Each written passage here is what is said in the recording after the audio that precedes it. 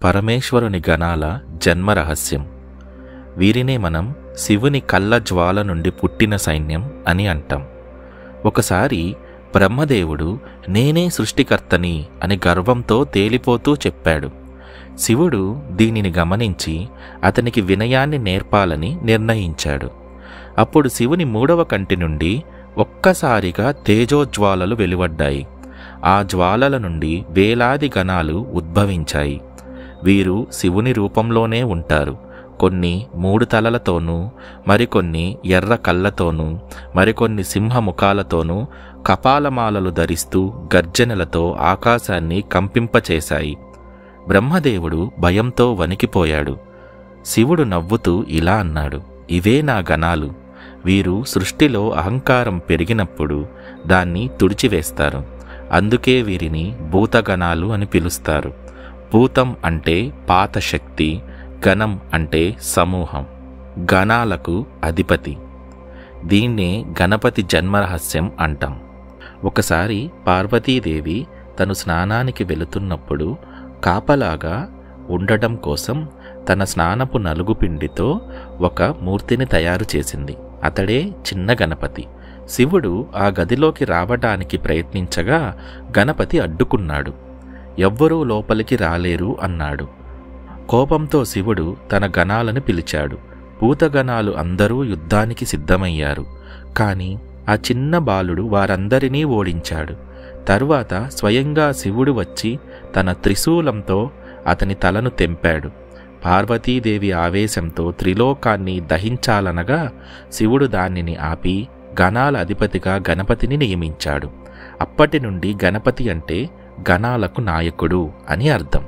గణాల సైన్యాధిపతి. నంది గణాల యొక్క సైన్యాధిపతి.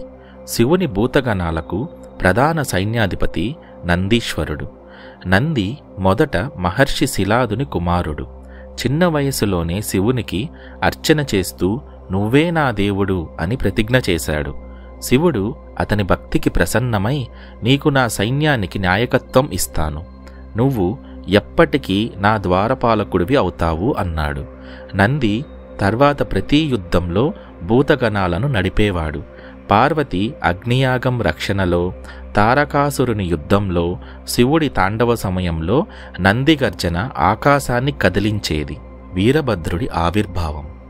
గణాల ఉగ్రరూపం. దక్ష ప్రజాపతి తన యజ్ఞానికి శివుని పిలవలేదు. శివుని భార్య సతీ దానివల్ల ఆగ్రహంతో యజ్ఞగుండంలో దహించుకుంది. శివుడు ఆవేశంతో జటాలను నేలపై కొట్టాడు. ఆ జటాల నుండి వీరభద్రుడు మరియు భద్రకాళి అవతరించారు. వీరభద్రుడు గణాలన్నింటినీ సమీకరించి దక్షయజ్ఞం మీద దాడి చేశాడు. భూతగణాలు భయంకర రూపాలతో యజ్ఞస్థలాన్ని ధ్వంసం చేశాయి. దక్షుని తలను తెంపేసి శివుడు తర్వాత అతనికి మేకతలను పెట్టి ప్రాణం పోశాడు.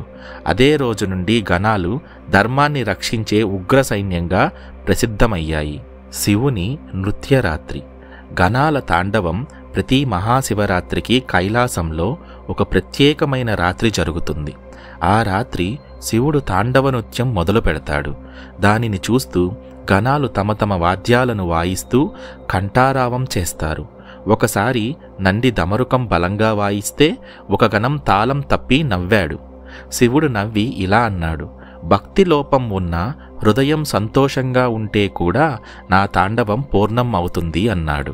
అందుకే భూతగణాల నృత్యం ఆనందభరితంగా ఉంటుంది.